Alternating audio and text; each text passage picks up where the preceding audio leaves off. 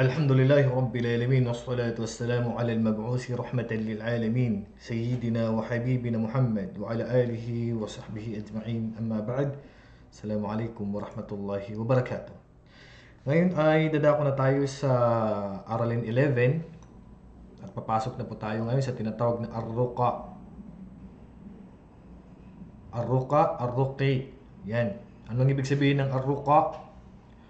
Ito yung paggamit o ang panggagamot gamit ang talata sa Quran o paggunita o panalangin. Ika nga, talata sa Quran o kaya ay mga bagay na itinuro ng Propeta sallallahu alaihi wasallam na babasahin natin. Yan po.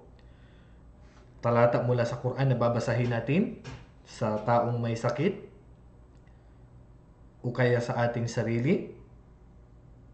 Maging ito man ay mula sa Quran o kaya ay mula sa sunnah o hadith na itinuro ng Propeta Muhammad sallallahu alaihi wasallam.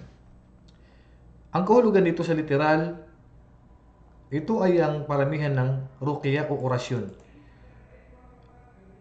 Ito ang al-'udha o pagpapakupkop.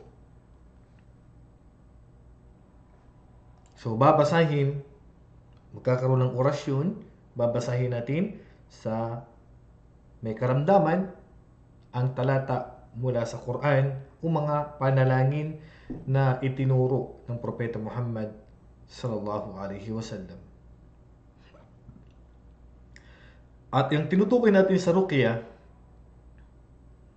ay ang talata sa Quran o paggunita at mga panalangin na binabasa sa taong may sakit. Ika nga, walang gamot na ipapainom, walang gamot na galing sa doktor o niresita ng pharmacy o ng doktor, wala pong ipapainom sa kanila kundi orasyon lamang. Meron lamang tayong babasahin sa kanya na naghihiling tayo sa Allah subhanahu wa ta'ala na way gumaling siya mula sa karamdamang ito. Yan po. Ang ruqyah, mga kapatid sa pananampalatayang Islam, ang panggagamot na mayroong orasyon ay nahati sa dalawa. Meron tayong tinatawag na ruqya na pang-Islamiko. Pangalawa ay ruqya na ipinagbabawal. So, ibig sabihin, pag tayo ay magpapagamot mula sa mga taong mayroong mga binabasa sa atin, ay may mga kondisyon na kinakailangan makumpleto bago ito pahihintulutan. Nang sa ganun ay maiwasan natin ang mga bagay na ipinagbabawal ng Propeta sallallahu alaihi wasallam. Ang Propeta sallallahu alaihi wasallam, bago niya pahintulutan ng mga nanggagamot sa time niya, sabi niya, "I'ridu alayya ruqakum, ipakita niyo sa akin ang inyong mga paraan ng panggagamot." Ito yung pakikinggan dito ng Propeta sallallahu alaihi wasallam kapag walang halong pagtatambal, walang halong mga pagbabawal. So dito ay pahihintulutan ito sa kanila ng Propeta Muhammad sallallahu alaihi wasallam. Kasi minsan may halong pagtatambal, nagutos sila na ikaw ay mag-alay muna ng manok, o kaya ay mag-alay ng hayop, o kaya gumawa ng mga ganitong gawain. So mahigpit po yun na ipinagbabawal po sa batas ng Islam. Ngayon, ang ruqya o orasyon na pang-Islamiko, ito ay ang maging kumpleto rito ang tatlong kondisyon na ito'y pinagkaisahan ng mga pantas ng mga ulama. Nagkaisa ang mga ulama, nagkaisa ang mga scholar natin sa Islam na kapag ka mayroon dito sa tatlong ito ang nabawas ay hindi ka pwedeng magpagamot dyan sa pamagitan ng orasyon o may mga binabasa. Siyempre alam natin may mga sa atin, special sa Mindanao, pupunta sa mga manggagamot, yung mga tinatawag nilang albularyo. So ito ay malalaman natin dito kung qualified ba sila manggamot. Una na kondisyon, maging malinaw na salitang Arabic. Dapat malinaw ang kanyang binabasa na wikang Arabic. Kasi ang Quran ay wikang Arabic, ang Hadith ay wikang Arabic. At malinaw kung ano ang ibig sabihin nito. Kahit na wikang Arabic pa po yan, dapat malinaw po kung ano po yung binabasa niya, ano po yung kahulugan ng kanyang binabasa, maging ito man ay mula sa Quran o mula sa Hadith. Maaaring nag-imbento lang siya ng mga babasahin, o Arabic nga pero pagtatambal naman, wala sa Quran at wala sa Hadith. Yan po, dapat ay unang-una, dapat po maunawaan at malinaw po yung binabasa niya. Hindi yung nagbabasa na nabubulong-bulong tapos hindi naman pala maintindihan yung sinasabi. Hindi naman pala Arabic yung binabasa, mga Latin, wikang Latin, ika nga. Hindi pwede 'yon. Yan ang unang-unang kondisyon dapat mga kapatid kapag tayo po ay pupunta sa manggagamot at gagamit siya ng orasyon. So, dapat po wikang Arabic po ang kanyang babasahin. Kasi maaari na ang kanyang babasahin ay mula sa Quran, o mula sa Hadith, o Sunnah ng Propeta sallallahu alaihi wasallam na itinuro niya. Halimbawa, babasahin na sa iyo ang suratu Al-Fatiha. Sa panahon ng Propeta sallallahu alaihi wasallam, mayroong mga sahaba na napadpad sila sa isang lugar na kung saan ay wala silang makain at hindi sila kilala sa lugar na yon. At ayaw silang pakainin ng mga tao. Hanggat sa nagkasakit ng pinuno sa kanila at nagtanong yung mga tao kung mayroon ba sa kanila marunong manggamot. So yung isang sahaba ang nagboluntaryo at binasa niya ang suratul Fatiha. Binasa niya ang suratul Fatiha doon sa may sakit. At gumaling. Subhanallah, suratul Fatiha ang kanyang binasa. Gumaling at dito ay nabigyan sila ng pagkain. Yan. So sa panahon ng Propeta sallallahu alaihi wasallam ay naging gamot ang suratul Fatiha. Yan po. Pangalawa, mula sa salita ng Allah talata o kanyang mga pangalan at mga katangian. So, ang kanyang babasahin dapat ay mula sa talata sa Quran o kanyang mga pangalan. Allahumma inni as'aluka bi asma'ikal husna. Yan. Bismillahirrahmanirrahim. Babasahin niya ang pangalan ng Allah subhanahu wa ta'ala, ang katangian ng Allah subhanahu wa ta'ala o kaya ay talata mula sa Quran. Yan po ang kanyang babasahin sa may sakit. Yan po. Pangatlo, hindi niya ito pananaligan ng ganap na pananalig. Bagkus siya ay maniniwala na ang ruqya o orasyon ay walang kapaki-pakinabang ng kanyang sarili mismo. Ngunit, ang kapaki-pakinabang dito ay sa pamagitan ng kapahintulutan ng Allah. Kinakailangan, hindi ka pa rin mananalig na yung binabasang orasyon na yan ay yun mismo ang makakagamot sa'yo. Hindi mismo yung babasahin na yung binasa na yun o kaya yung talata sa Quran na yun, kundi ang pagpapahintulot pa rin sa pagpapagaling sa'yo ay nasa kapahintulutan pa rin po ng Allah. Huwag mawawala yung pananalig na yun na ang Allah pa rin ang isang manggagamot sa atin, ang magpapagaling sa atin.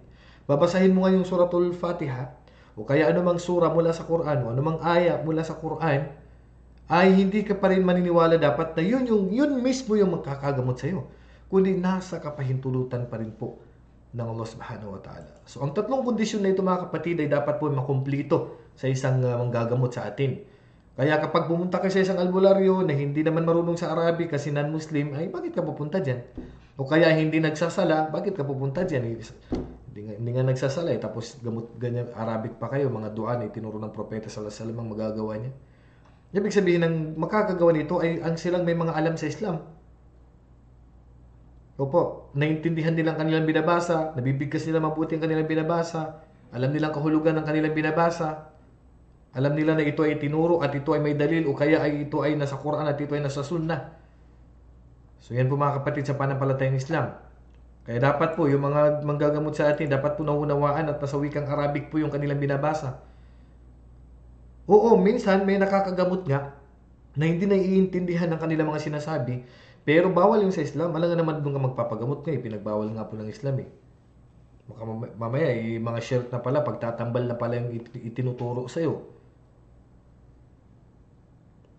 Minsan nga may mga utos pa yan sila na ganito, dalhin mo to, ilagay mo to sa ilalim ng unan mo, magkate ka ng manok, ganito ganyan. Bawal po yun sa Islam. Lalo na mag-aalay ka ng manok sa ilalim ng puno. O kaya ilalagay ka niya ng box, susunugin mo. O anumang mga bagay na ipapagawa sa'yo.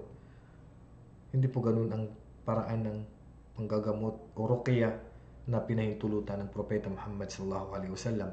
Kahit sino po sa atin mga kapatid, pwede po tayong manggamot gamit ang Quran. Halimbawa, sa ulo mo lang suratul Fatiha, pwede mo ipanggamot ang suratul Fatiha. Kapag may sakit, pwede mong basahin sa tubig, basahin mo sa tubig yung suratul Fatiha, din ipainom mo sa may sakit. Pwede po yun. O kaya ay hawakan mo yung katawan niya, o ikaw mismo sa sarili mo, basahin mo yung suratul Fatiha. Ito lang sa ulo mo. Hindi naman kinakailangan sa ulo mo pa yung buong Quran para makapanggamot. O kaya ay suratu Al-Ikhlas, Suratul Falaq, Suratul An-Nas. Kagaya ng Suratul Al-Falaq, Suratul An-Nas, ito ay tinuro mismo ng Allah Subhanahu wa Ta'ala kay Propeta Muhammad sallallahu alaihi wasallam bilang gamot mula sa kulam. Mula sa kulam.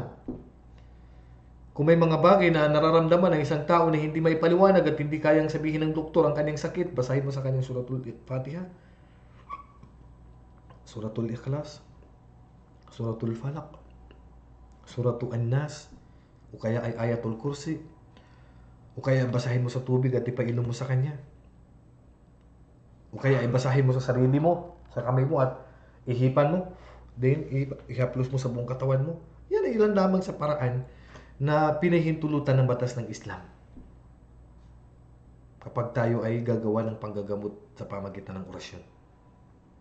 Basta sa mga kondisyon po na nabanggit ko po sa inyo at hindi po pwedeng lumabas dyan. Yan po ay napagkasunduan ng ating mga ulama. Ngayon, ano naman yung ruqya, orasyon ay pinagbabawal. Ito ay ang kapag kulang ng isa o maraming kondisyon mula sa mga kondisyon ng ruqya na pinahintulutan upang Islamiko. Kapag dito sa tatlong ito may nabawas, halimbawa hindi wikang Arabic, hindi pwede. O kaya ay hindi talata mula sa Quran o hindi na ituro ng Propeta sallallahu alaihi wasallam, hindi pangalan ng Allah ang gagamitin, so hindi pwede. Kasi ang nagpapagaling talaga sa atin ay ang Allah Subhanahu wa Ta'ala. At dapat hindi ka maniniwala na yun mismo nakakagamot Dapat maniniwala ka, sasabihin mo sa gagamutin mo na hindi ito makakagamot ko ng Allah Subhanahu wa Ta'ala. Ang tanong dito, pwede bang basahin ng talata na ito sa non-Muslim? Kung gusto kong gamutin sa pamagitan ng Suratul Fatiha, Suratul Ikhlas, babasahin ko sa isang hindi Muslim. Pwede po. Kasi yung Suratul Fatiha na binasa ng sahaba, binasa niya sa hindi Muslim yun. So walang problema na basahin natin ang gamot na ito, ang talata na ito sa isang hindi Muslim. Balay natin, hindi lang gamot sa kanyang sakit ang magagamutan, kundi pati ang kanyang paniniwala na way magabayan siya ng Allah Subhanahu wa Ta'ala sa pamagitan ng pagbabasa mo ng surah. O kaya ay panalangin na itinuro ng Propeta Muhammad sallallahu alaihi wasallam. At ang katibayan sa orasyon, o ruqya, sinabi ng Propeta sallallahu alaihi wasallam, inna ruqa wat tamaima wat tiwala shirkun. Katotohanan ng ruqya o orasyon na hindi kilala o hindi pang Islamiko, ibig sabihin may hindi naunawaan, hindi talata mula sa Quran, hindi hadith na naituro ng Propeta sallallahu alaihi wasallam. Kapag ganun ang orasyon at ang agimat, ang pagsuot ng agimat at ang tiwala o yung panggagayuma, ang lahat ng ito ay pagtatambal. Yan, ang lahat ng ito ay pagtatambal. Kaya pag hindi naunawaan yung kanyang orasyon, o kaya ay may suot pang anting-anting, bibigyan kanya ng anting-anting, na isuot mo yan, para may magkaroon ka ng protection, bibigyan kanya ng anting-anting, pagtatambal po yun. O kaya sabihin na, ipainom mo kay misis mo yan para siya ay mamahalin kanya, o kaya ay sa isang tao para mahalin kanya, gayuma yun. So lahat yan ay pagtatambal sa Allah Subhanahu wa Ta'ala. Mahigpit ay pinagbabawal ang orasyon na hindi naunawaan, ang pagsusuot ng anting-anting, at ang panggagayuma.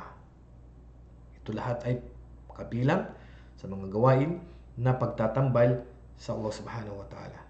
So naway napulutan natin ang aral mga kapatid, ang tinalakay natin ngayon, at sana po ay alam nyo na po ang tamang paraan ay pinahintulutan ng batas ng Islam sa pamagitan ng pagpapagamot ng orasyon o mga binabasa. Ang inuulit ko, pwedeng basahin sa tubig, pwedeng basahin sa kamay, pwedeng basahin mo sa tao at hawakan mo siya. Basta po ang mga binabasa po ay nauunawaan mula sa Quran at mula sa hadith ng Propeta Muhammad sallallahu alaihi wasallam, at dapat po ay makumplito po ang mga kondisyon na nabanggit natin na napagkasuluan ng ating mga ulama na dapat makumplito yun sa loob ng panggagamot at katangian ng isang manggagamot.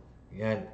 So hanggang dito na lamang. Wallahu a'lam. Sallallahu ala nabiyina Muhammad wa ala alihi wa sahbihi ajma'in. Assalamualaikum warahmatullahi wabarakatuh.